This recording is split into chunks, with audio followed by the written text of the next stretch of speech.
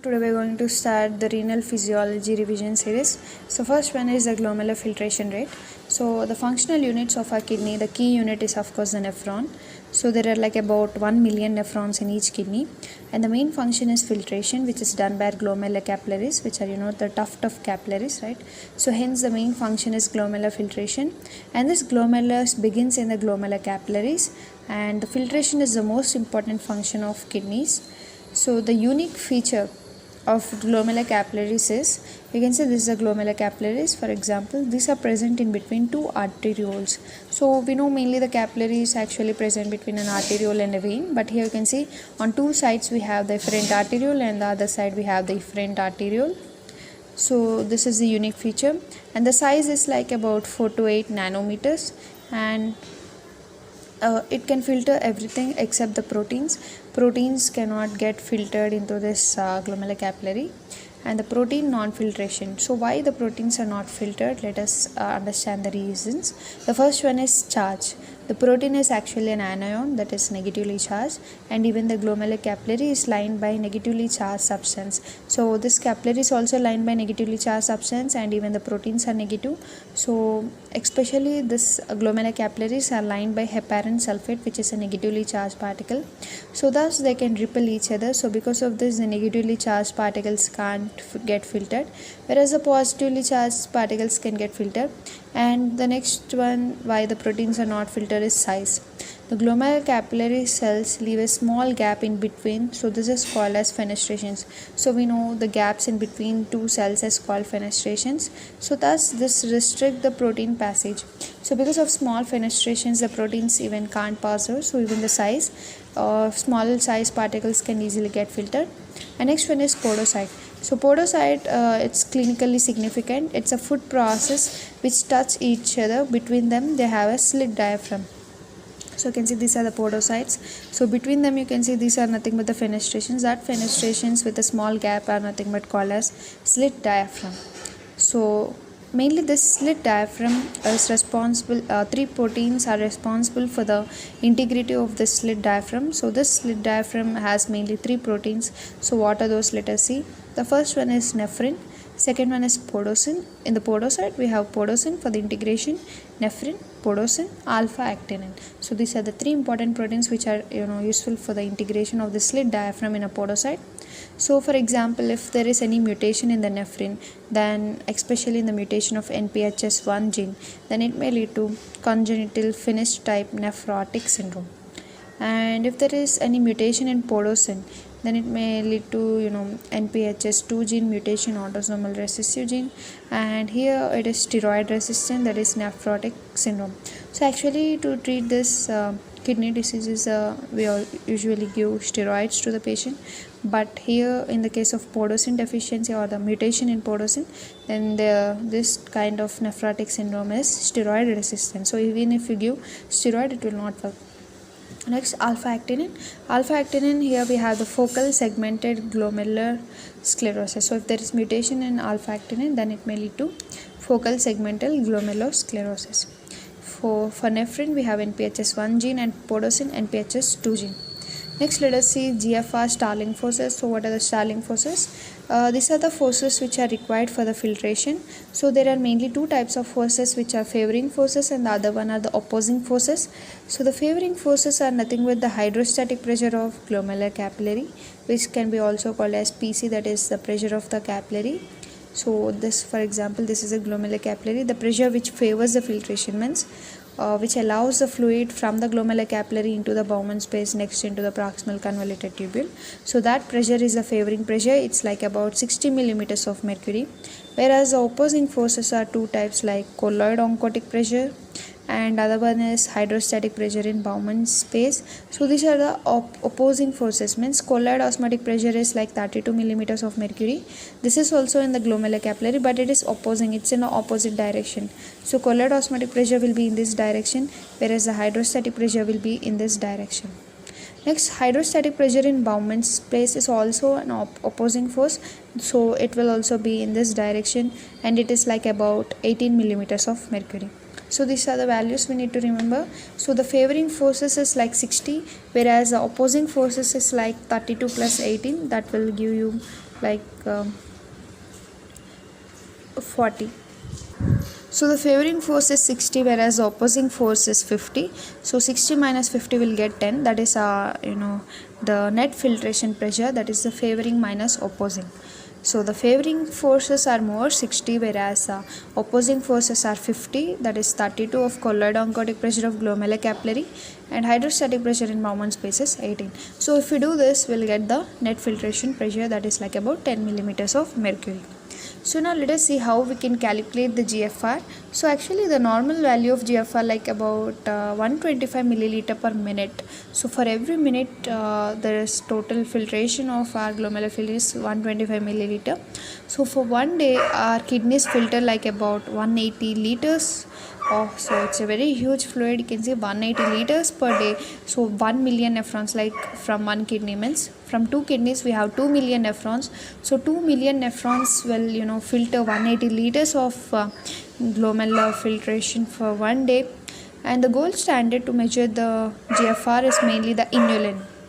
Why inulin? Why we are choosing inulin? Because it's freely filtered and there is no reabsorption and even no secretion. Means as it's freely filtered, so neither it's getting absorbed or neither it's getting secreted, and also it's non-toxic, so we can use inulin to measure the GFR.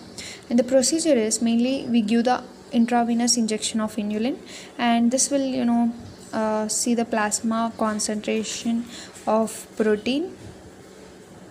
Means first if you give inulin, it will enter into the plasma, so in that you can find out the plasma concentration protein, and from there it will move into the kidneys, and from kidneys it gets freely filtered, that freely filtered one which forms a GFR. And urine concentration, so now we will try to make a formula out of it. So first you are given inulin, it has entered into the plasma, and in the plasma you can get the plasma concentration protein. So for that we have given P, and after entering kidney it is freely filtered, so that freely filtered one is GFR. So the urine concentration of inulin means in urine how much of inulin is present, that is the urine concentration of inulin into the volume of urine, means how much of urine has come out and in that urine how much of inulin is present, that will give together U into V by P. P is nothing but the plasma concentration of protein, and the freely filtered inulin is a GFR. So this is how we are trying to form a calculation formula for GFR by means of inulin. So GFR is equal to U into V by P, where GFR is the freely filtered inulin and U is the urine concentration, means in urine how much inulin is present, into V means how much volume of urine is formed divided by pressure, that is in plasma how much of concentration of this inulin is present.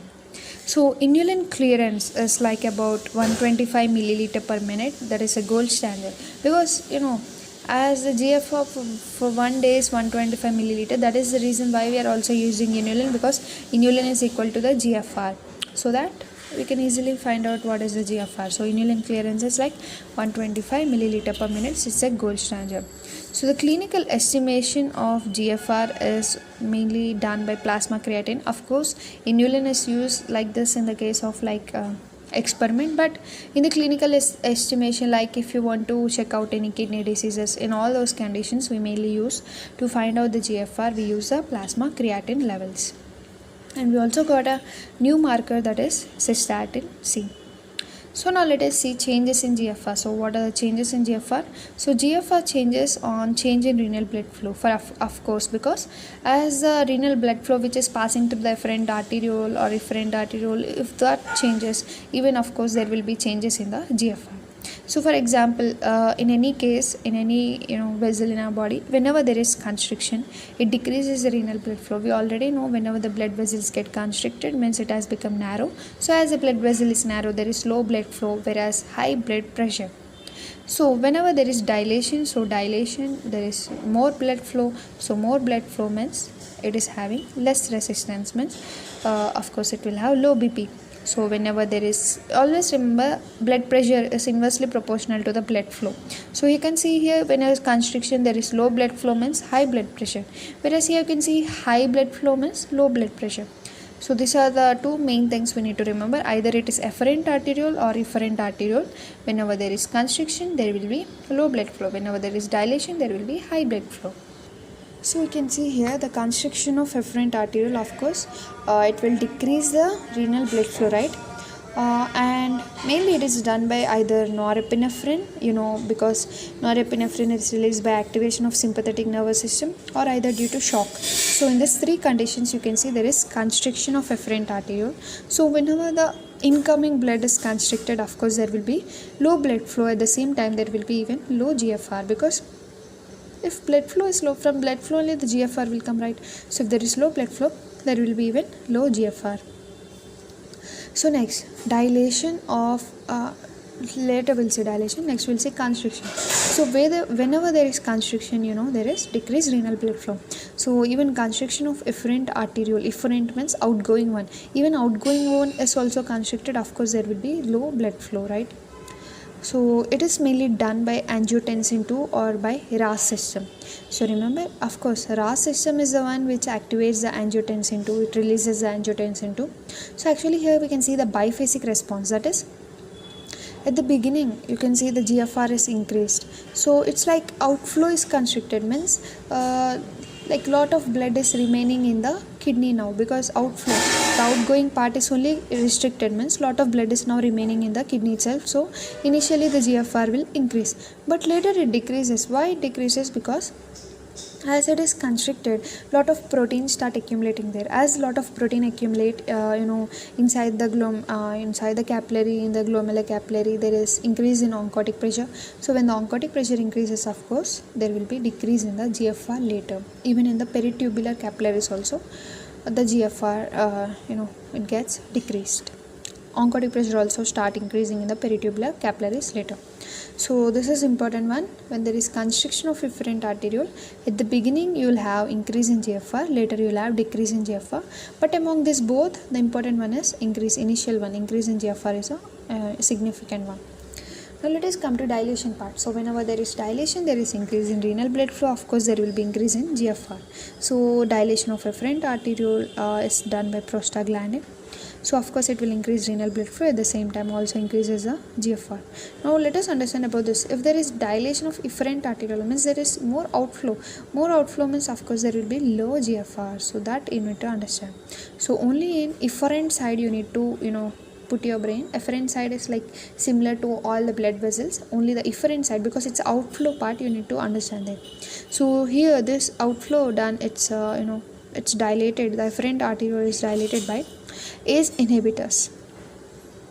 Now once again let us see this table to understand, to summarize all this efferent arteriole constriction, and dilation. So first we have taken the efferent arteriole. So if efferent arteriole will undergo constriction, of course there will be low blood flow. It is done by norepinephrine or either shock. So low blood flow, low GFR. Whereas the efferent arteriole relaxation means high blood flow, high GFR, right? So high blood flow, high GFR, it is done by prostaglandins. Very easy efferent. Now we'll see about efferent. Efferent arteriole constriction means the outflow part is constricting, means lot of blood is getting accumulated there. So of course the GFR initially will increase, but later will decrease because of increase in oncotic pressure, and it is done by angiotensin II. And next, and of course here the renal blood flow, you need to see about the renal blood flow, because whenever there is constriction, we know the renal blood flow will drop. So renal blood flow will be same, only about this GFR you need to be concerned. And next, coming to relaxation of efferent arteriole, whenever there is relaxation, the blood flow will increase, but the GFR will decrease here, because the outflow part is getting relaxed, means lot of blood is getting lost, means the GFR is dropping. So it is done by ACE inhibitors. Now let us see the renal plasma flow. So to perform the GFR, the blood comes in the form of renal circulation.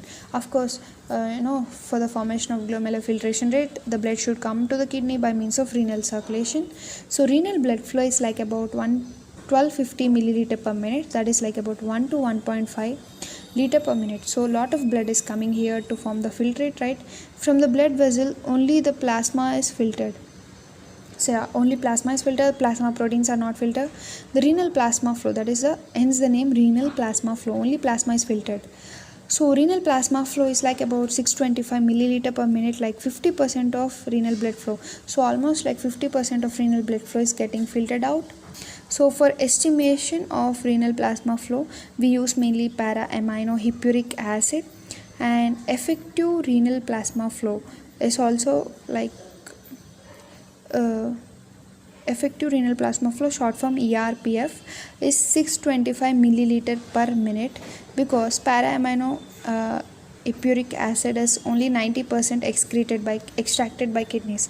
So you can see para-amino acid is not 100% extracted, means only 90%, means it's not still accurate, it's only effective. So the effective renal plasma flow is 625 milliliter per minute, whereas the true accurate actual renal plasma flow is 625 divided by 0.9. Why 0.9 we are dividing? Because 90% is extracted by kidneys. To get the 100% we need to correct the error. So 625 divided by 0.9 will get 700 milliliter per minute. So this is the true renal plasma flow or actual renal plasma flow. So filtration fracture. So from this we can get a formula of filtration fracture, that is the GFR divided by renal plasma flow. So what is the GFR? GFR is like about 1250, right? So we know that GFR is 125 milliliter per minute divided by RPF is like, now we need to take true RPF here, that is 700 milliliter per minute, will get 20%. So the substances which are mainly needed to measure the filtration fraction are inulin and PAH. You can think why inulin has come here again, because in the filtration fraction formula you have seen GFR divided by renal plasma flow. For the calculation of GFR we need inulin. For the calculation of renal plasma flow we need para-aminohippuric acid. So remember, we need to divide it by 0.9 because only 90% is extracted, not 100% is extracted by kidney. So we need to calculate it like this. So the actual renal plasma flow is 700 milliliters per minute, whereas the true GFR is 125 milliliter per minute, means the total renal plasma flow which is coming is 700 milliliters, but in that 700 milliliters only 125 milliliters is getting filtered. So now let us see the regulation of GFR, how the GFR is getting regulated. So mainly we have two processes, one is auto-regulation and other one is mesangial cells. So let us see. Auto-regulation is nothing but, for example, if the blood pressure is getting changed like between in the range of 80 to 180 milliliters of mercury, the GFR remains constant. So always the blood pressure may change, the amount of blood which is coming to the efferent arteriole may change, but still the GFR is maintained constant. How? It is mainly process of auto-regulation. So they are having two mechanisms. The first mechanism is whenever there is increase in blood flow, there will be stretch. Of course, in the efferent arteriole, if the blood flow is more, it will get stretch. Because of stretch, the calcium channels start opening. So a lot of calcium get inside. It start releasing out into the vessel wall. So because of this it will lead to vasoconstriction. So when vasoconstriction, there is reduce in renal blood flow, so that will of course decrease the GFR. So this is how whenever there is lot of blood flow, it will stretch, it will release the calcium, it will lead to vasoconstriction. And the other mechanism is tubuloglomerular feedback mechanism. So that is whenever there is increase in GFR, that is nothing but a lot of glomerular filtrators getting, so that there is lot of sodium and chloride getting filtered out. So this activates the macula densa. So macula densa is actually present in a distal convoluted tubule, which is a GFR sensor. So whenever there is lot of sodium and chloride coming, it will immediately release the adenosine. So because of release of adenosine, it will lead to vasoconstriction of efferent arteriole. So again, whenever vasoconstriction, of course it will decrease the GFR. So that will decrease the GFR. This is called tubuloglomerular feedback, because in the tubule there is some problem. It is giving feedback by means of glomerular filtration. So in case of there is increase in protein intake, like if you are eating more protein, what happens? More amino acids are reaching the kidney. So more amino acids are getting reabsorbed by means of sodium co-transport in the proximal convoluted tubule. So mainly the macula densa receives a less sodium chloride because lot of it getting reabsorbed. So immediately the RAS system will get activated. It will release angiotensin 2. This angiotensin 2 will lead to constriction of efferent arteriole. So now whenever the efferent arteriole is constricted, initially there will be rise in GFR. Later of course it will decrease because of increase in oncotic pressure, but that initial rise in GFR is important here. So now let us see about the another mechanism, that is the mesangial cells. So mesangial cells are nothing but they are surrounding the glomerular capillary. So you can see glomerular capillary is surrounded by mesangial cell. So they compress the glomerular capillary on contraction so that they decrease the GFR. So for example, this is a glomerular capillary and around this is the mesangial cell. So if it get contracted, it will compress inside so that it will lead to decrease in GFR. But whenever it gets relaxed, you can understand it is coming this side, means the glomerular capillary will increase the GFR. So you can see here the mesangial cell constriction is done by endothelin, angiotensin II, norepinephrine. So these are the vasoconstrictions which decrease the GFR. Whereas the relaxation of mesangial cell is done by nitric oxide, natriuretic peptide, example atrial natriuretic peptide, and calcium CAMP, cyclic AMP. So these are all the which are doing relaxation. So these are vasodilators which will increase the GFR. So by this we'll complete our chapter of glomerular filtration rate. In our revision series, so now we are in proximal convoluted tubule. So first we need to see what are the parts of the nephron and what is especially present in the proximal convoluted tubule. So PCT is the starting part of the nephron. So it is having mainly a brush border villi on the cells. This brush border is also called as microvilli on the cells. So why this microvilli is present? Mainly to increase the area of reabsorption. So by this we can understand that PCT is the main site for reabsorption of many of the molecules which are getting filtered by means of this glomerulus. So increase area for reabsorption, and they also have more amount of mitochondria. Why they have more mitochondria? Because for this reabsorption, mainly this reabsorption process is active process. So for the active process, of course, we need more ATP. So for that we have more mitochondria which lead to production of more ATP, and for mainly useful for the active reabsorption. So PCT have the maximum reabsorption, so that 70% of sodium chloride, that is 2/3 of filtered load, is getting reabsorbed here, and at the same time 70% of potassium is reabsorbed, and also 70% of water. So you can see 70 sodium chloride, 70 potassium, 70 water. So we know already whenever there is sodium chloride, water follows it. So this 70% of sodium chloride, even the water is also 70, and even the potassium is 70, whereas 80% major percent of bicarbonate is also getting reabsorbed in the proximal convoluted tubule. So let us see how the PCT, it gets water gets reabsorbed in the PCT. So for example, this is a PCT cell, and here you can see it mainly on the apical. This is apical cell, and this is the basolateral side. On the apical side, mainly they have the brush border or the microvilli. So they mainly, this is a the urine which is flowing in these tubules. So from the tubule into the proximal convoluted cell, first the sodium enters. As the sodium enters, the water follows. So this process is osmosis. So mainly the process of osmosis, the water gets reabsorbed into the proximal convoluted cell. So you can see the water reabsorption is not under the hormonal control. It's obligatory water reabsorption mainly by osmosis, means no hormone is involved here. Only by means of osmosis the water is getting reabsorbed here. And at the same time, you can see in the proximal convoluted tubule cell, even the sodium and glucose are absorbed. Glucose is mainly absorbed 100%. Not only glucose, even amino acids are also absorbed 100% in the proximal convoluted tubule, mainly by means of a co-transporter. That is, the glucose alone can't enter into the cell by means of a sodium co-transporter. So hence the name, you can see SGLT2 means sodium glucose linked transport.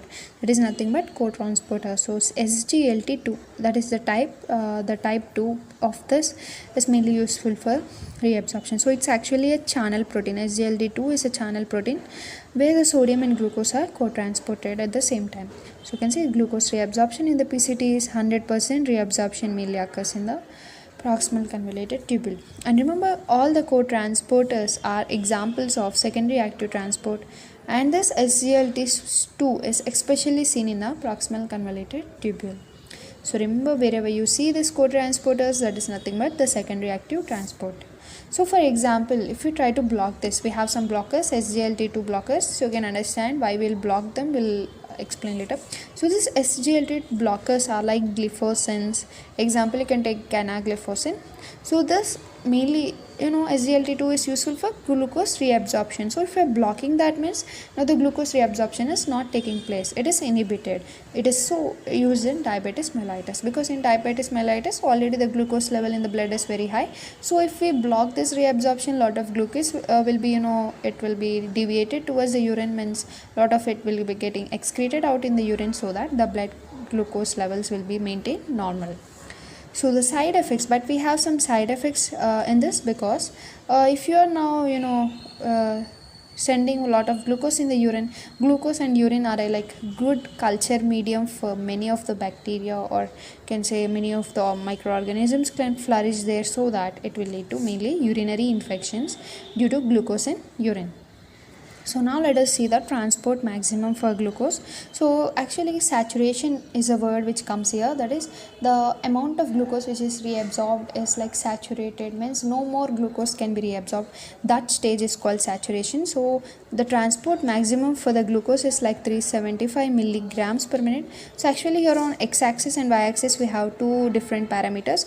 On x-axis you can see the plasma glucose concentration, which is in milligrams per dl, whereas on y-axis you can see the rate of transport, that is the milligrams per minute.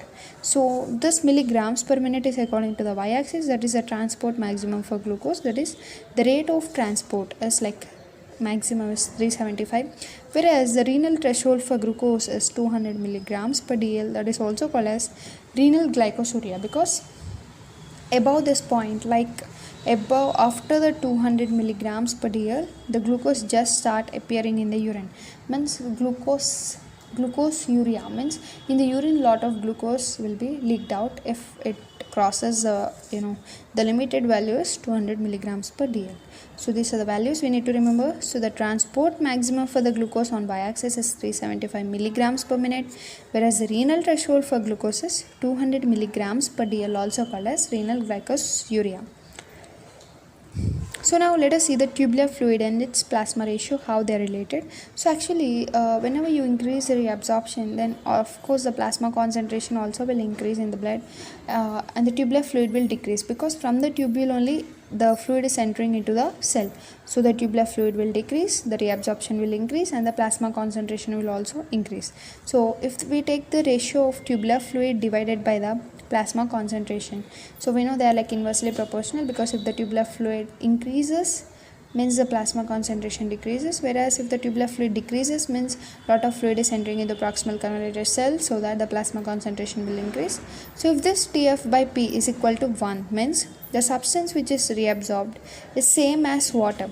So how much of water is reabsorbed, even that substance is reabsorbed. So here you can take example like sodium, because how much of sodium is reabsorbed, even the water follows it, so that much of water is also reabsorbed. So it's the sodium transport reabsorption in the PCT is isotonic with the water. Whereas if the TF by P ratio is less than 1, if this ratio is less than 1 means the substance which is reabsorbed is more than water. So here you can take example as glucose, because glucose you can say it's 100% reabsorbed, whereas water is only 70% reabsorbed. So the glucose reabsorption is more when compared with water in the proximal convoluted tubule. Hence the glucose ratio is TF by P is less than 1. Whereas if the TF by P ratio is greater than 1 means the substance reabsorbed is less than water, and it is mainly inulin. So inulin is less reabsorbed, so here its ratio is greater than 1. So if the ratio is greater than 1 means the substance reabsorbed is less than water, means actually you can just link it with the tubular fluid. So if the tubular fluid is less than 1 means glucose is more inside the cell, right? So in the tubular fluid it will be less, so tubular fluid less than 1. If the tubular fluid is greater than 1, inulin will be more in the tubular fluid, because it will not get reabsorbed. So like that also you can remember.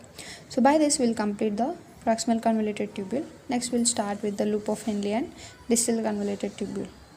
You are loop of Henle and the distal convoluted tubule.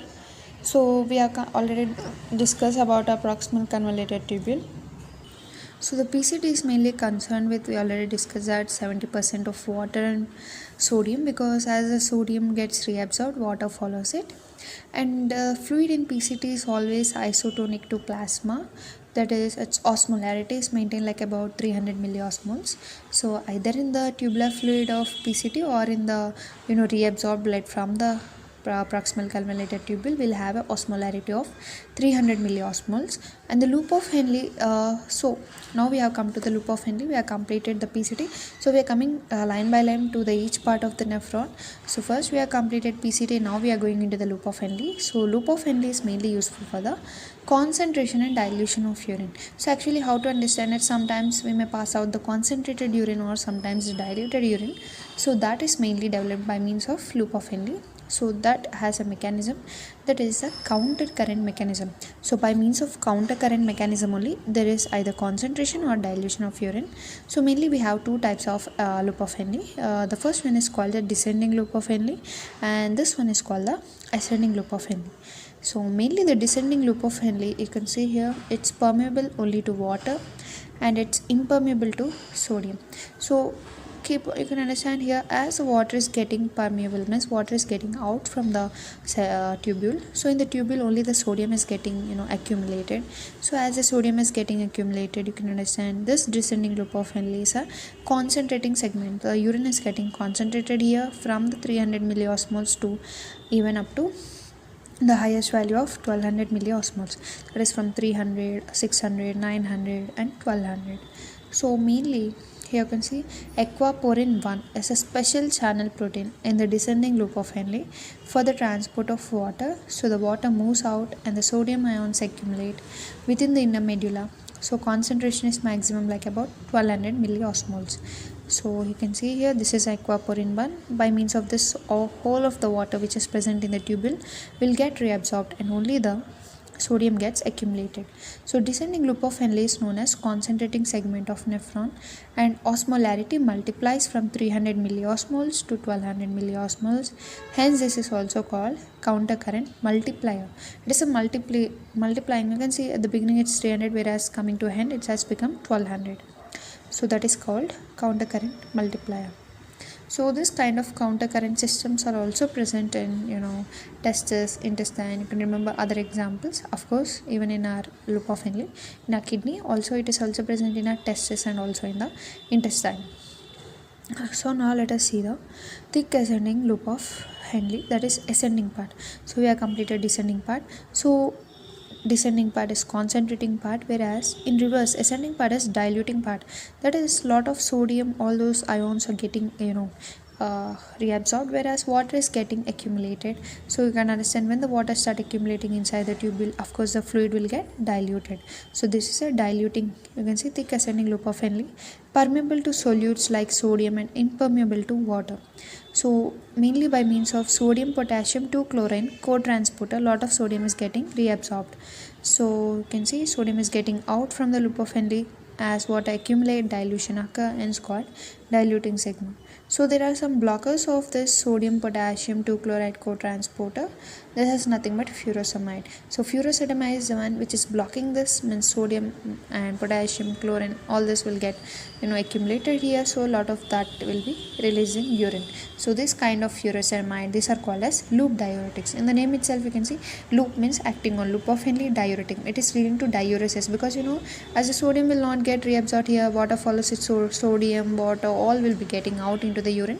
So hence the name loop diuretics. Next we'll check out what is vasa recta. So vasa recta is actually called as counter current exchanger.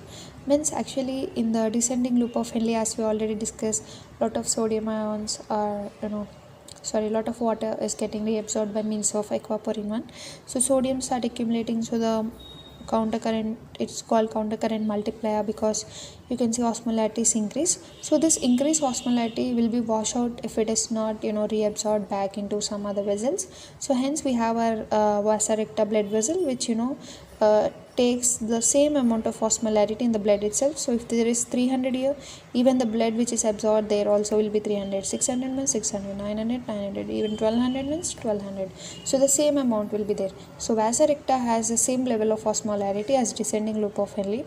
This prevents the washout of solutes and water. So the nature of fluid, now let us see compare the nature of fluid in every part. In the proximal convoluted tubule it's isotonic because neither sodium nor water is reabsorbed there, whereas in the descending loop of Henle it's hypertonic because lot of water is reabsorbed, so sodium is more inside the tubule, so it's hypertonic, whereas in descending loop of Henle it is hypotonic. Why hypotonic? Because lot of sodium is getting reabsorbed there, so water is present there, so it's become hypertonic. So either in ascending or descending loop of Henle you are seeing, actually sodium and the water are like close friends, they'll stay together, but in the precity they are together, but in the loop of Henle, coming to loop of Henle, we are separating them. So this effect is known as single effect because we are making them single, we are not joining them together. So now let us see the classification of nephrons. So classification of nephrons is like loop of Henle having two parts. One is short part and the other one is the long part. So short part is mainly cortical nephrons, means they are present in the cortex. So they are most abundant, like 85%. And here the vasa recta is absent because they are short parts, right? Only in the long parts the vasa recta is present, means in the long loop of Henle they are mainly juxtamedullary, means they are close to the medulla.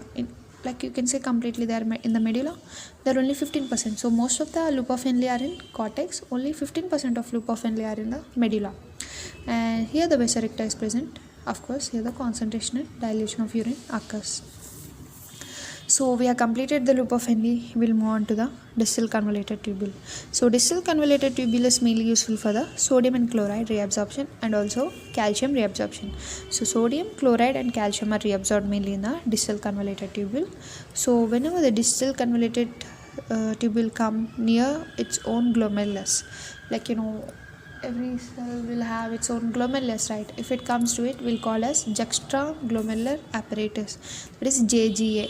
Juxta means near to the glomerular, apparatus is formed, that is a juxtaglomerular apparatus. So you can see, for example, this is a DCT cell, this is a urine in the tubule, and this is the apical end of a cell, this is the basolateral side of a cell, right? So in the urine the sodium and chlorine are getting reabsorbed and even the calcium is getting reabsorbed. After they enter into the cell, you can see here the calcium is again getting back, means directly from the urine it will go into the distal convoluted cell, and from this tubular cell it will go into the blood vessel, whereas the sodium is exchanged as the calcium is getting out. So sodium start accumulating inside the cell because even from urine the sodium is getting reabsorbed here, and even from here it is getting exchanged, so sodium will be increased in the distal convoluted tubule cell. So you can see here the apical end of DCT cell, the sodium chloride co-transporter transports the sodium and chloride from the urine to the cell. The second reactive transport process, it's blocked by thiazide diuretics. So before we seen in our in loop diuretics like furosemide is used in the ascending part of loop of Henle, right? Whereas in the DCT we use the thiazide diuretics. And mutation of this DCT cell may cause a Gitelman syndrome. So there is a receptor for the reabsorption of calcium, that is transient receptor potential vanillite channel 5, that is in short form TRPV5. So this is mainly useful for reabsorption of calcium, and this is under the control of parathormone and also in the vitamin D control. So what this do is mainly increase the calcium reabsorption. So we'll see the basolateral side of DCT, sodium calcium exchanger. Calcium in the cell moves into the blood in exchange for sodium entering the cell, we discussed already. Now we are going to see the juxtaglomerular apparatus. So mainly it has three cells, that is the juxtaglomerular cells. So what are juxtaglomerular cells? You can see here like juxtaglomerular cells means in the name itself, near to the glomerulus there are some cells called as juxtaglomerular cells.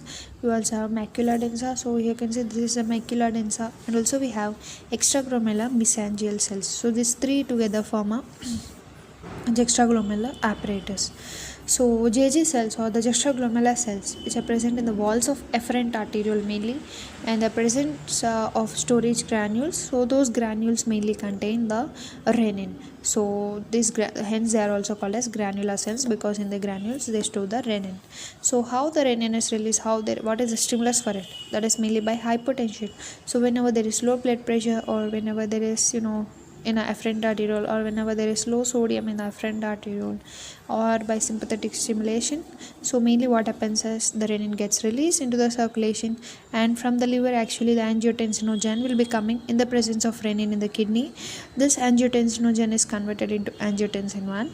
This angiotensin 1 in the lungs, in the presence of angiotensin converting enzyme, it will convert the angiotensin 1 into angiotensin 2, and this angiotensin 2 is the one which is a vasoconstrictor, which mainly increases the blood pressure.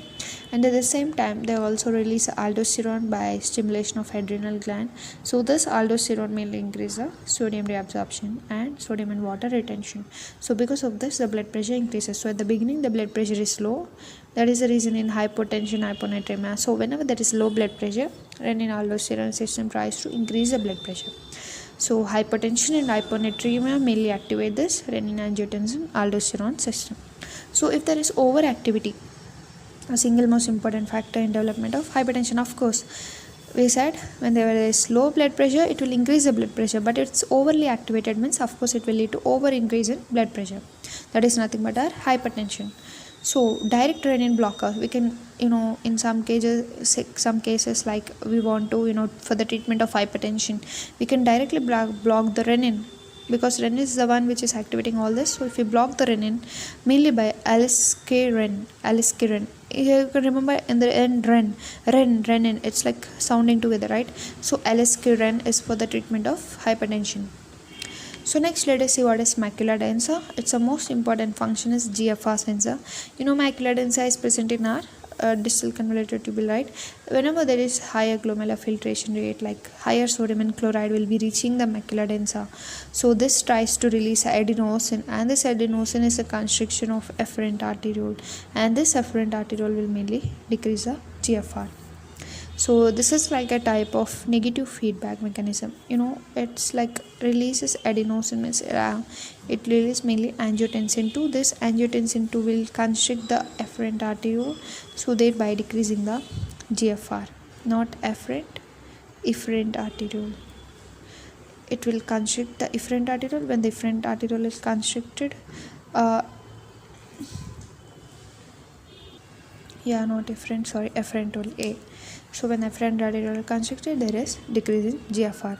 So whenever there is increase in GFR, it will decrease GFR like this, and this is a type of negative feedback mechanism. This is called as tubuloglomerular feedback, that is in the short form TGF. So we also have some extraglomerular mesangial cells, as we discussed. In this diagram you can see these are the extraglomerular mesangial cells which are present around this arterioles.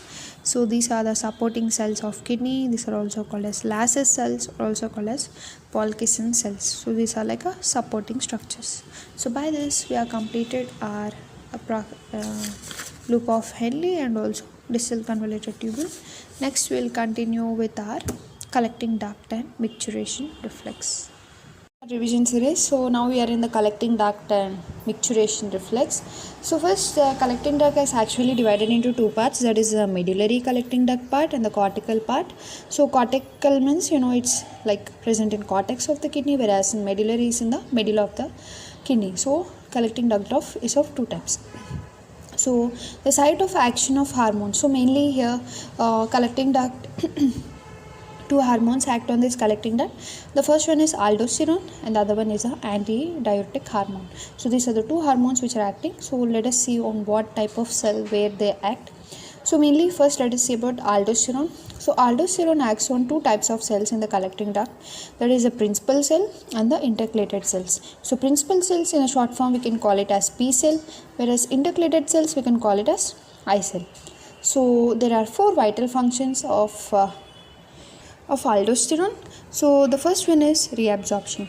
So what the aldosterone does, whenever the aldosterone is released, it mainly reabsorbs the sodium and water, right? So sodium is mainly reabsorbed by means of P cell and even water from the P cell. Next, excretion. So aldosterone also useful for the excretion of potassium and also hydrogen ion. The potassium ion is excreted also by the P cell, whereas the hydrogen ion is excreted by the I cell. So here only the hydrogen ion is having it's coming from the I cell, whereas the P cell is common for sodium, water and also potassium. So whenever there is hyperkalemia, what is hyperkalemia? It's nothing but increase in potassium level in the blood, right? It is a major stimulus for aldosterone. So whenever the potassium is very high in the blood, then immediately aldosterone releases because it need to excrete lot of potassium into the urine. You can see, right, excretion. Aldosterone excretes the potassium and hydrogen ions, whereas it reabsorbs the sodium and water. So you can understand aldosterone is reabsorbing sodium and water, means it will increase the blood pressure, and it will remove the potassium and hydrogen ions, means it is removing the acid. H plus is nothing but acid from the body. So let us see the principal cell and what happens here once. Let us check out. So this is the urine. In the urine you can see here the potassium and water flowing. So this potassium is getting means it's secreted. The potassium is secreted by ROM potassium channels, whereas here sodium also, of course, in urine we have sodium, water, potassium, and sodium is getting reabsorbed by sodium channels, that is ENaC channels. As you know, sodium goes, even the water follows it. So you can see after the sodium enters inside the cell, and okay, we'll come to this part on the base. This is apical end of the P cell, and this is the basolateral side of a P cell. On the basolateral side, of course, we have a blood vessel. In the blood vessel, whenever the aldosterone is released, this aldosterone comes into the P cell. It acts upon the nucleus there. It upregulates the potassium excretion, and it also acts on the mineralocorticoids, which also acts on nucleus and activate these ENaC cells, so that the sodium will be more reabsorbed and water also will be reabsorbed, and potassium will be secreted out, so that it will be excreted in the urine. So you can see here the ENaC channels are the epithelial. The full form is epithelial sodium channels. They are exclusively under the control of aldosterone, concerned with sodium reabsorption. If overactive, it will lead to Liddle syndrome. So overactive means more sodium reabsorption, more water reabsorption, of course. So Liddle syndrome have a chance of increasing hypertension, right? Increase sodium reabsorption, increase blood pressure, cause hypertension. So we can block this channel mainly by amiloride, that is, this ENaC channels can be blocked by amiloride, that is diuretic. So if you block this channel, of course sodium and water will be getting out into the urine, so that is nothing but diuresis. So amiloride is also a diuretic. And ROM potassium channel, full form is renal outer medullary potassium channel. Renal outer medullary potassium channel. This leads to mainly potassium excretion. Of course, potassium secretion is nothing but potassium excretion. Next, mineralocorticoid receptor. So this is MR receptor, which is a site of action of aldosterone, right? Aldosterone, after entering from the blood directly into the P cell, it first acts on the mineralocorticoid receptor. So it is blocked by spironolactone. It's a potassium sparing diuretic, because if this mineralocorticoid is blocked, then the potassium will not be excreted in the urine, right? So potassium will be inside the cell itself. So that is a potassium sparing diuretic, that is mineralocorticoid receptor. It's actually spironolactone. Intercalated cell. Intercalated cells is under the influence of aldosterone. There is hydrogen secretion. Only hydrogen ion secretion is under the intercalated cell, almost like sodium, potassium, water are all under this principal cell or P cell. Next, let us see the ADH hormone, that is antidiuretic hormone. It is mainly concerned with water reabsorption, and other name is also called as vasopressin, and it acts on principal cells, medullary collecting duct.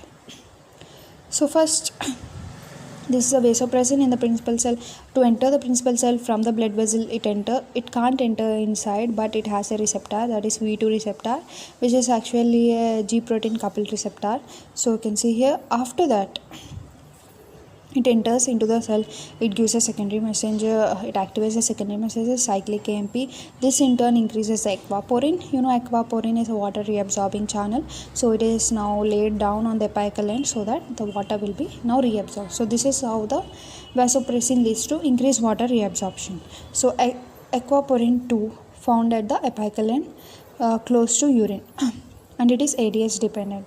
So V2 receptor in the cell membrane of the P cell is important for water reabsorption. Some drugs can block it, like peptans. So blockage of receptors cause water excretion, of course. Now if you block them, the water will not get reabsorbed, so a lot of water will be excreted out in the urine. So these substances are called aquaretics. Aquaretics means they will lead to more water in the urine. So example, you can take conivaptan and tolvaptan. So vasopressin is exclusively concerned with water reabsorption. Facilitated diffusion uses aquaporin 2, that is a carrier protein. So it is a facilitated diffusion because it's facilitated by a protein called aquaporin 2. So facilitated water reabsorption is also hormone it is facilitated, even it is also hormone dependent. So obligatory water reabsorption in PCT is 70%, whereas in PCT if you see it's obligatory, no hormone, even in the presence or absence of hormone it is not dependent on hormone. 70% of water reabsorption is by osmosis, we know it's not hormone dependent. Vasopressin dependent water reabsorption is also called as facultative water reabsorption, which is very important. So facultative water reabsorption is a vasopressin dependent, and also it has a facilitated protein, that is aquaporin 2. Next, the vasopressin regulates the water reabsorption, that is mainly solute free water clearance. So you can say as the water is getting reabsorbed, regulation water reabsorption, solute free water clearance means even if the urine is passed, when vasopressin blockers drugs are used, the urine is passed, which is solute free, means purely water is only getting excreted, hence that kind of drugs are called aquaretics, means purely water is getting excreted out. So now let us see what are this positive value, negative value, 0 of this vasopressin. So if the vasopressin is positive value, that is the water clearance is more. So you can see positive value means more water is clearance, means more water is getting out in the urine, that is diluting urine. So ADH is low or absent here, because as ADH is low or absent only, there is no reabsorption, so lot of water is lost in the urine. So this case is called as diabetic insipidus. Here there is low ADH. Next, negative value means here less water is in the urine. Less water in the urine means lot of it is getting reabsorbed, means lot of ADH is present here. So because of this it will lead to concentrated urine. Here ADH is high. In some syndromes like SIADH means syndrome of inappropriate ADH secretion, means here ADH is not secreting more, means like for example there is higher ADH. So in higher ADH cases you can understand only some urine is formed, concentrated urine is formed. So 0 means the kidney has lost the concentrating and diluting ability. Here completely the ADH is absent. So this is here the concentration and dilution capacity of the kidney is only lost here in the case of 0. Now let us see the vasopressin receptors. So mainly we have 3 types of receptors, V1, V2, V3. So the V1 receptor is mainly present in the blood vessel. So it's useful for vasoconstriction, that is they decrease the blood flow. Whenever there is vasoconstriction there is decreased blood flow, or otherwise also called as minimize the blood loss. So we also have an agonist for this, that is terlipressin. It is useful in esophageal varices. So you can see terlipressin, it's present in blood vessel vasoconstriction. So actually in esophageal varices there is lot of blood loss. So if we constrict the blood vessel, the blood flow decreases and even the blood loss is also decreased. So terlipressin. So this is about blood vessel, V1 receptor in the blood vessel. Next, coming to the V2 receptor. V2 receptor is present in collecting duct for water resorption via aquaporin 2, just now we have seen. So V2 receptors are also present in vascular endothelium. So before we are seen in the blood vessel for the constriction, and terlipressin is used for the esophageal varices. And here now we have seen V2 receptors is present in collecting duct and also present in vascular endothelium to release mainly valvular factor. They are useful for coagulation process. So we also have V2 agonists like desmopressin.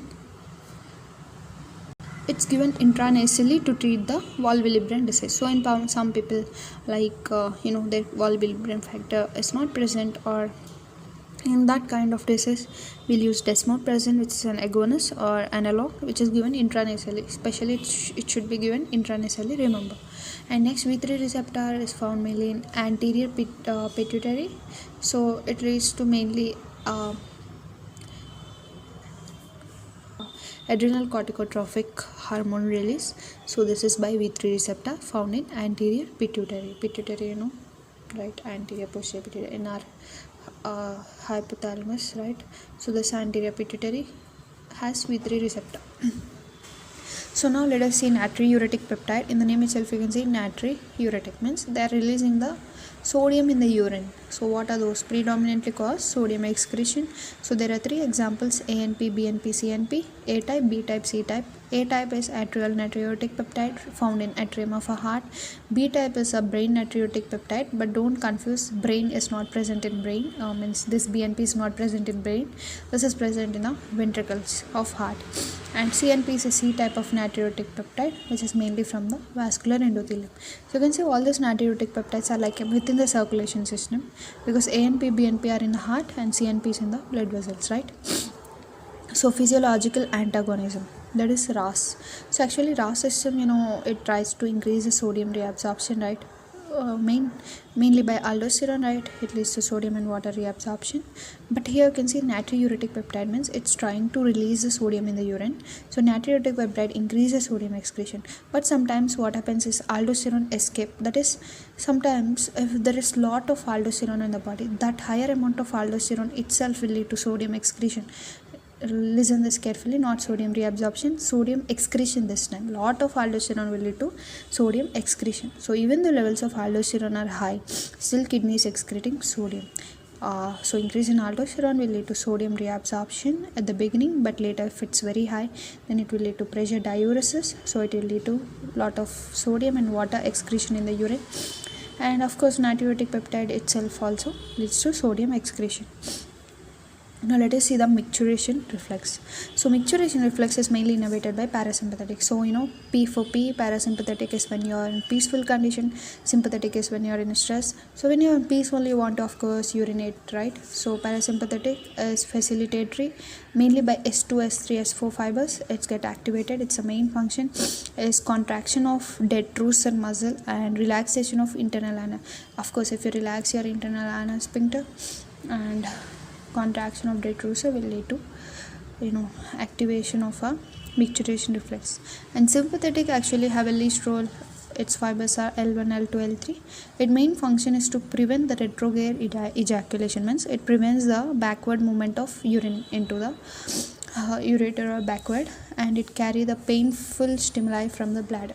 So mainly useful for stimulus or carrying the painful stimulus from the bladder, and also to prevent the retrograde ejaculation. But the main function of micturition is done by our parasympathetic fibers S2, S3 and S4. So we also have somatic supply for this, that is S2, S3, S4 through pudendal nerve. So pudendal nerve, it's originating in Onof's nucleus.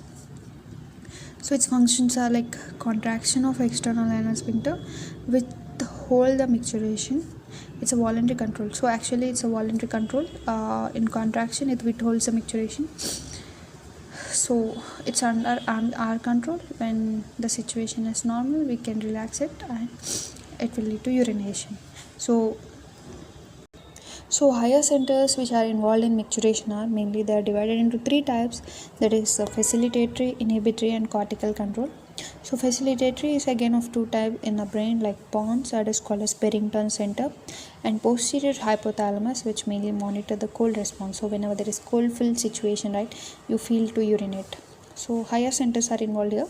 So in facilitatory, P for both two P's, pons and posterior hypothalamus. Pons, Barrington center, posterior hypothalamus, mainly monitor the cold response. And inhibitory is the midbrain, and cortical control is mainly by paracentral lobule, that is anterior. It is supplied by anterior cerebral artery, and the lesion of this paracentral lobule may lead to urinary incontinence, because all these are controlling the urinary micturition reflex. So micturition reflex, what is the actual micturition reflex? When the bladder start filling, right, it leads to stretching of the bladder. As the bladder gets stretched, the sensory afferents from the bladder give the information to the center, that is our spinal cord, mainly to the sacral segment. From there the parasympathetic outputs will reach the bladder and they will give the micturition reflex, so that the urination will take place. So the volume of urine mainly cause the pressure changes, studied using cystometrogram. So here we have a cystometrogram. By this we'll see how much amount of urine, what this is causing.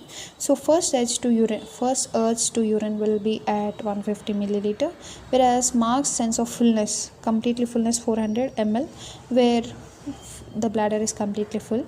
So three segments are present here. The first one is 1A, which start the filling of the bladder, small rise in the pressure, whereas 1B is a flat line. Here the pressure is maintained. Actually here we use the Laplace's law. why the pressure is maintained, we can understand here. Actually here T is the tension, P is the pressure, and R is the radius. As you can see, the 1B sum of the pressure is rising, so not pressure, sorry, the tension in the bladder is rising. Along with the tension, the radius also increases. So the tension and radius will maintain the pressure, they will not increase the pressure, because as the tension is increasing, radius also increasing, so the urine will be maintained there. So the pressure is maintained here in a flat line. Later comes a next stage, that is 2, segment 2. Here the sharp rise in pressure. So if the pressure rises, means at the 400 is a fullness of the bladder, so there will be sharp rise in the pressure, it will lead to maturation. So next we have some questions like the disorders, the protein defect. What is Dent's disease? Dent's disease is where the potassium channel is having some problem. So he actually the Dent's disease is there is a problem in chlorine channel in the proximal convoluted tubule. So if there is a defect in chlorine channel proximal convoluted tubule, it's called Dent disease. In presence of vasopressin, increase in fraction of filtered water absorbed. Here they kept like in the presence of vasopressin. Actually vasopressin, if it's present or absent, the proximal convoluted tubule will never see it, because the water is there reabsorbed directly by means of osmosis. 70% is reabsorbed. And Barter's syndrome is where there is a sodium potassium chlorine problem. This channel is present in where descending loop of Henle. Of our revision of renal physiology, that is a acid base balance. So first we have seen this equation many times, even in our GI physiology many times. So carbon dioxide with water, it combines in the presence of carbonic anhydrous to form the carbonic acid, that is H2CO3, and this carbonic acid in turn it divides into acid and base. Acid is hydrogen ion and the base is bicarbonate. So when the number of hydrogen ion increases, the body tries to maintain the balance mainly by means of buffering. Like for example, if the hydrogen ion is very much high in the body, then it just combines with the bicarbonate, that is called buffer. So buffer, you can see the first one, it's a first line control. The bicarbonate buffer is a classic example, that is HCO3, right? So this H plus ions combined with bicarbonate ions, which occurs just in seconds. So this is a first line defense, first line control. And the second is lungs. Lungs is a second line control. So whenever there is increase or decrease in carbon dioxide, by regulating the rate of respiration, it occurs within the minutes. So either by intake of carbon dioxide or exhaling carbon dioxide, the lungs regulate the acid base balance. This occurs in minutes, but the fastest one is a buffer system, bicarbonate buffer, which is just in seconds. This is in minutes. And next, kidneys is a third line, last line of control. It functions as like hydrogen and bicarbonate. It can excrete either hydrogen or bicarbonate according to the situation in the body. For example, if there is acidosis in the body, then it will try to excrete hydrogen ion, because already a lot of acid in body. And sometimes in alkalosis, it can try to remove the bicarbonate from the body. And reabsorption of bicarbonate ions, as the bicarbonates are passing, mainly in the proximal convoluted tubule, 80% of bicarbonate is reabsorbed. We'll discuss all this process. And generation of new bicarbonate by means of phosphate and ammonium buffers. New bicarbonate is also formed. How this process, we'll also discuss it today.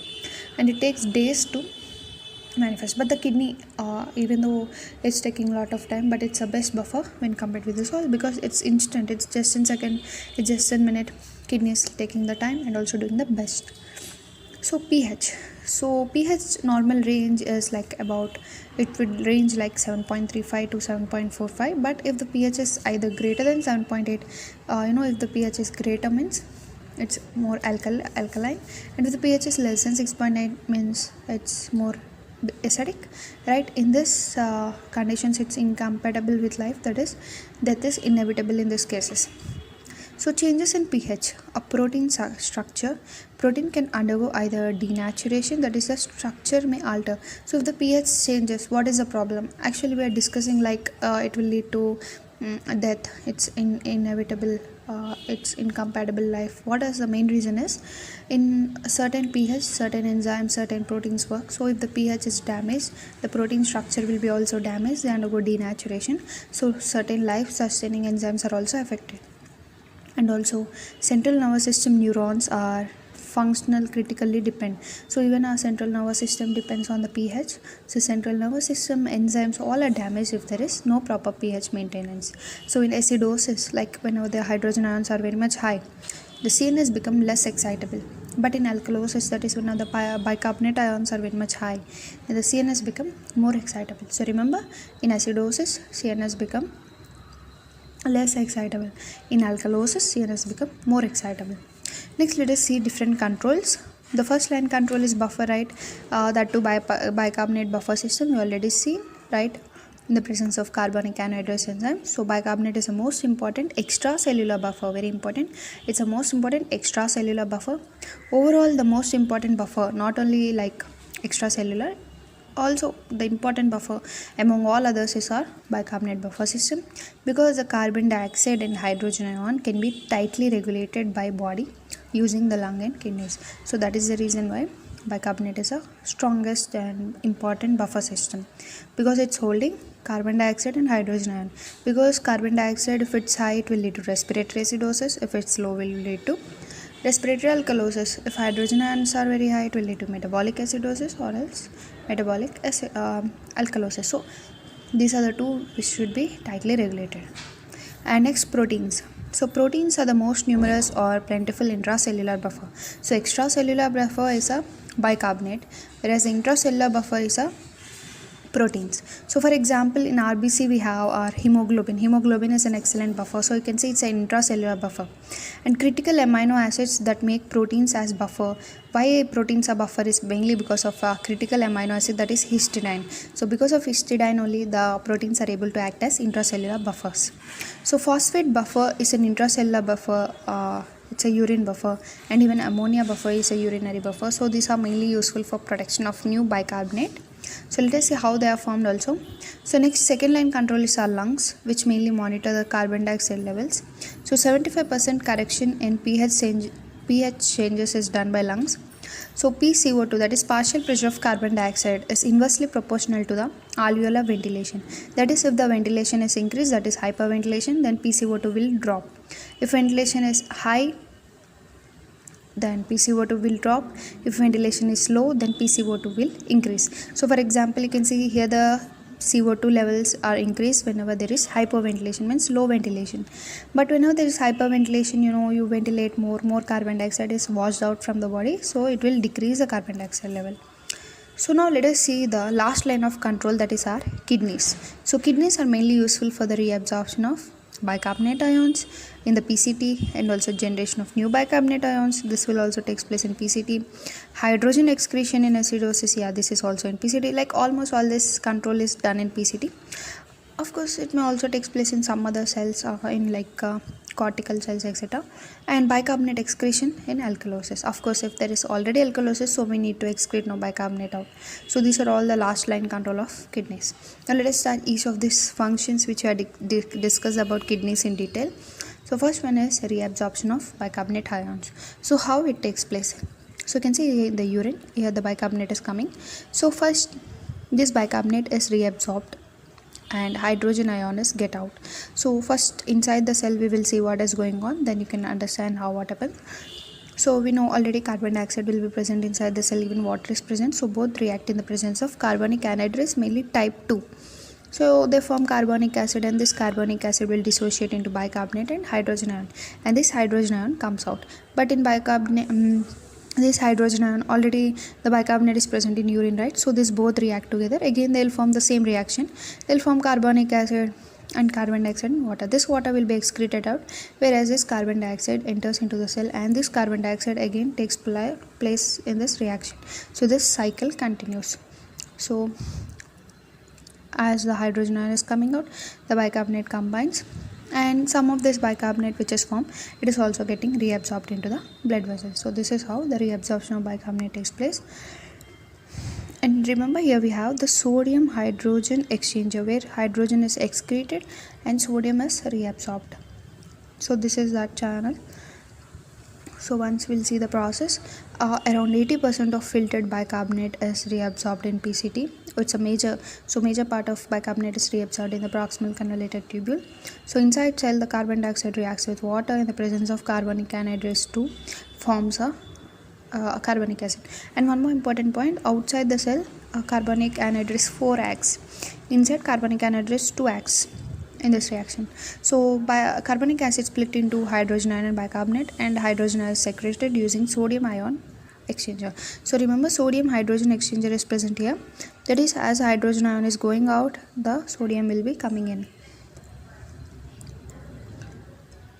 And excreted hydrogen combined with filter bicarbonate to form again carbonic acid in the presence of carbonic anhydrous 4.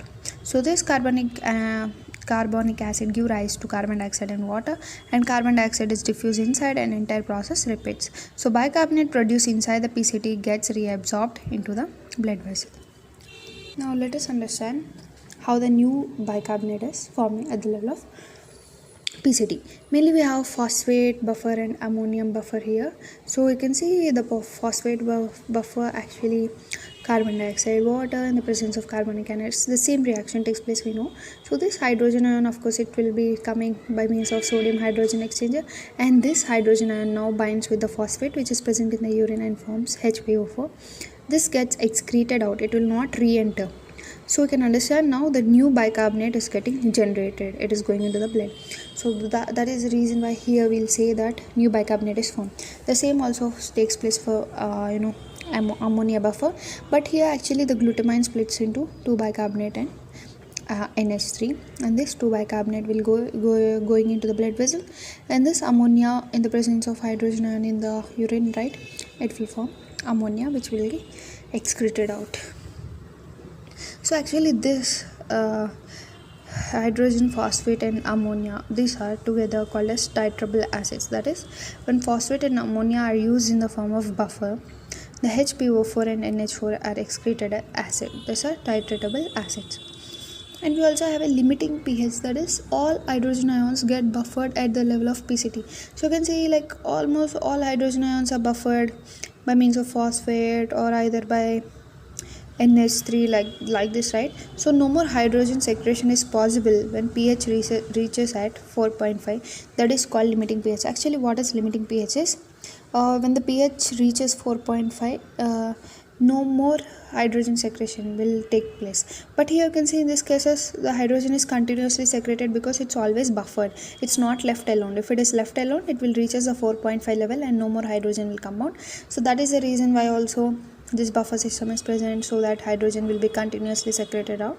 So limiting pH never reached in PCS because of buffering, but the limiting pH is reached in the collecting duct because of not much of buffer, that is acidification of urine. So collecting duct does the acidification of urine because here there is no buffering system for hydrogen.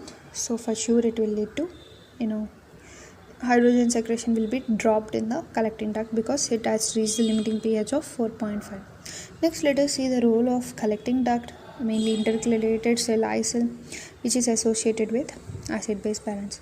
So actually here we have two types of I cells, type A I cell, type B I cell.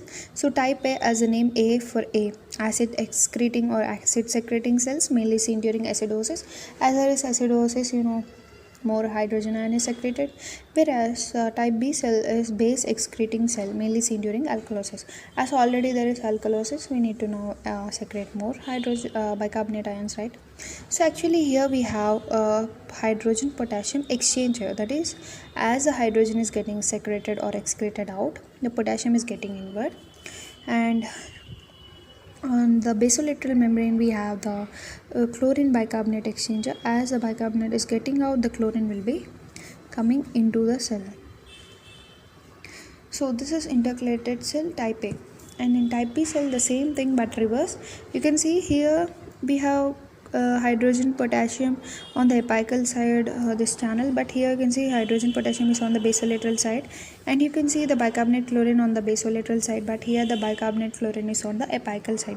So actually here what happens, the bicarbonate will get excreted out and chlorine will be getting into the cell, and here the potassium will be coming into the cell and hydrogen ion will be going into the blood. So by this what you can understand is, whenever there is release of bicarbonate, whenever there is excretion of bicarbonate, means there is increased acidosis in the blood. And here you can see whenever there is hydrogen ion is excreted in the urine, means the bicarbonate is accumulating in a blood. So this is a acid base balance, how this is going on. So actually this type A and type B cells are interconvertible due to the protein named hensin. So you can see they are interconvertible according to acidosis, right? So here the protein is hensin. Next, let us see what is anion gap. So anion gap is mainly due to unmeasured anions like proteins, sulfates, lactate, keto acids. So unmeasured anions mainly form this anion gap. So anion gap is measured in milliequivalents per liter. That is the sodium minus bicarbonate plus chlorine. So sodium normal value is 140 minus bicarbonate is 25 plus 105. So 140 minus 130 will give you the anion gap of 10 milliequivalents per liter, and it may range like 8 to 10 milliequivalents per liter. So this anion gap is mainly useful in understanding the certain types of metabolic acidosis. So you know what is metabolic acidosis? There is a lot of hydrogen ion in the body, or you can say there is less bicarbonate in the body. So actually this anion gaps are divided into two types, that is HAGMA and NAGMA. HAGMA is nothing but high anion gap metabolic acidosis. NAGMA is nothing but low. Here high means here low anion gap metabolic acidosis. So actually here the unmeasured anion increase to compensate the metabolic acidosis, and this leads to increase in the anion gap. So unmeasured anion is increasing. Why it is increasing? To compensate the metabolic acidosis. So it is leading to increase in anion gap. So the causes for this are like diabetic ketoacidosis, salicylate poisoning, lactic acidosis. Whereas in NAGMA, if a measured anion like chlorine ion rises to compensate the metabolic acidosis, this results in a normal anion, means there is no change. Here a measured anion is increasing like chlorine. So you can also call it as hyperchloremic metabolic acidosis, as chlorine is higher in concentration. So causes may be like diarrhea, RTMS, renal tubular acidosis, or also maybe hypoaldosteronism. So these are the things we need to remember, and this is like a quick revision for our renal physiology. We have completed renal physiology. Next we'll move on to endocrine, reproductive and the central nervous system.